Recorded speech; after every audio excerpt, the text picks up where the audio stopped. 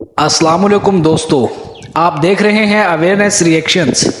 आज हम बात करेंगे इस्लाम समेत मुख्तलिफ मज़ाहब में दज्जाल का तस्वुर क्या है। तो आइए शुरू करते हैं वीडियो को। यहूदी और मसीही रवायात के मुताबिक एंटी क्राइस्ट या ज़िद मसीह और इस्लामी रवायात की रूह से मसीहुल दज्जाल मुख्तसरन दज्जाल के आने पर बहस की जा रही है। अब हर कोई दज्जाल के बारे में रवायात और अक़वाल शेयर कर रहा है। हमने सोचा क्यों ना इस बहस का पस मंज़र जान लिया जाए। दज्जाल पर तारीखी हवाला जात, उलमा और माहिरीन की राय जानने से कबल एक नज़र इस पर दौड़ाते हैं कि आखिर दज्जाल का किस्सा शुरू कहाँ से होता है। 6वीं सदी कबल मसीह के अवाखिर में बनी इसराइल यहूदी मज़हब के मानने वाले बाबुल के हुक्मरान बख्त नसर से शिकस्त, हैकल सुलेमानी की तबाही और जिलावतनी से ऐसे मायूस हुए कि मानने लगे कि खुदाए बनी इसराइल यहोवा ने इससे मुंह मोड़ लिया है और उनका मुकद्दस तरीन इबादत खाना तबाह होना और अर्ज़ मऊदा से निकलना सज़ा है। इस फिक्र के जवाब में ये सोच पनपी कि यहोवा बनी इसराइल से हमेशा के लिए नाराज नहीं हुए, बल्कि वो वक्ती सज़ा के बाद एक ताकतवर बादशाह मसीह के ज़रिए उन्हें दोबारा अरूज अता करेंगे।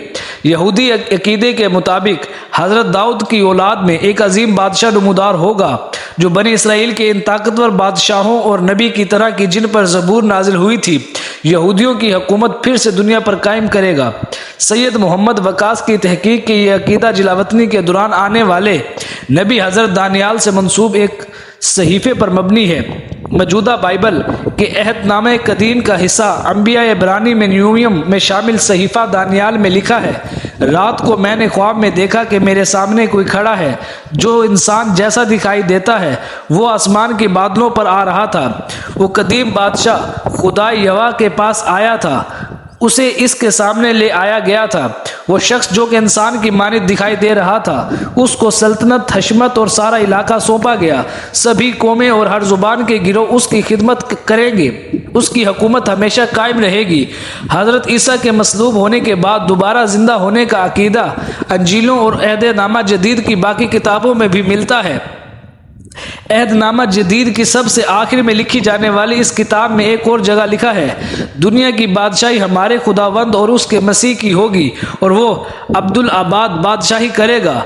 यूँ इन दोनों मज़ाहिब के मानने वाले क़यामत से पहले के अहद को मसीहाई अहद का नाम देकर उसके मुंतज़र हैं।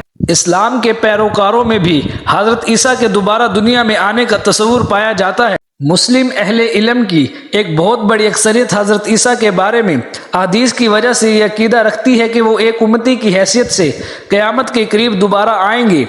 अलबत्ता इब्न खल्दून समेत बहुत कम उलमा हज़रत मसीह की आमद सानी के कायल हैं।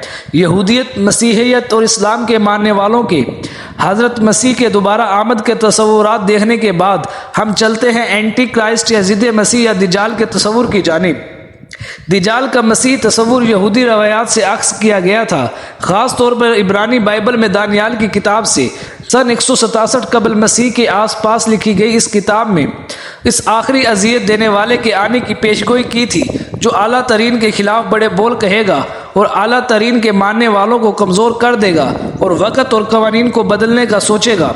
लर्नर कहते हैं कि स्कॉलर्स इस बात पर मुत्तफिक है कि दानियाल के सहीफ़े में फ़लस्तीन के तब के हेलेनिस्टिक हुक्मरान एंटियोकस चहारुम अपनी फेंस की तरफ इशारा था जिसने यहूदियत को ख़त्म करने की कोशिश की, लेकिन चूँकि एंटियोकस का नाम नहीं लिया गया था, बाद के कारीन इस पेशगोई को किसी भी सताने वाले पर लागू कर सकते थे।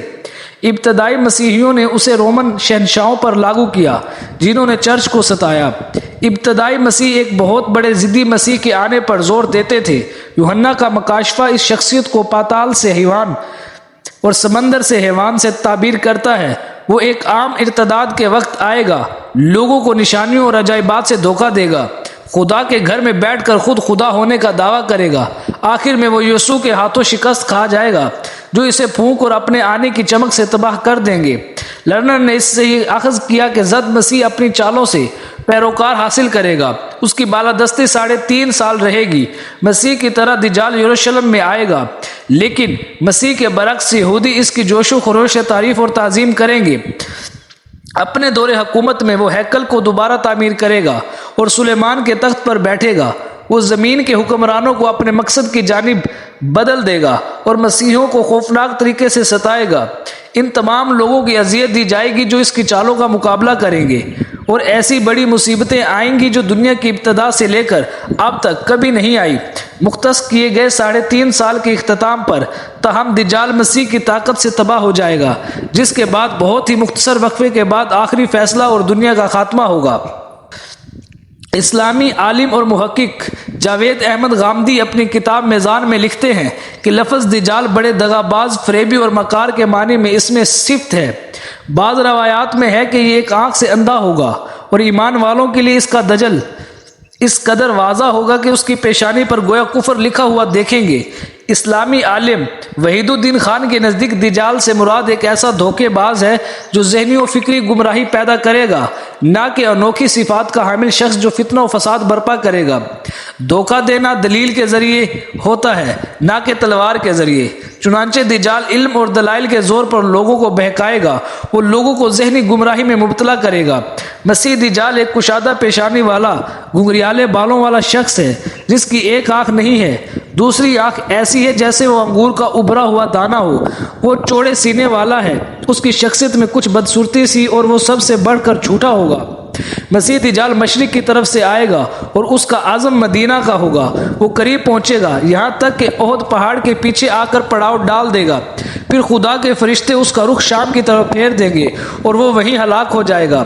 اسی بنا پر پیغمبر اسلام فتنہ مسیح دجال سے خود بھی خدا کی پناہ مانگتے تھے اور اپنی امت کو بھی پناہ مانگنے کی تلقین فرماتے تھے۔ یہودیت کے ماننے والوں کے مطابق کافر بادشاہ کا نظام ختم ہوگا۔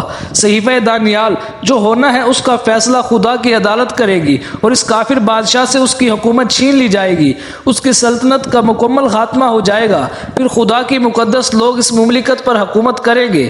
بہت سے مسیح علماء اسرائیل کے قیام اور اس کے علاقے میں برتری کو ان حالات کے پیدا ہونے کا اظہار سمجھتے ہیں جن کا ذکر وہ اپنی مذہبی روایات میں دیکھتے ہیں۔ مسلمان بھی کم و بیش ان روایات سے یہی مطلب لیتے ہیں۔ مزید اسی طرح کی ویڈیو دیکھنے کے لیے چینل کو سبسکرائب کریں۔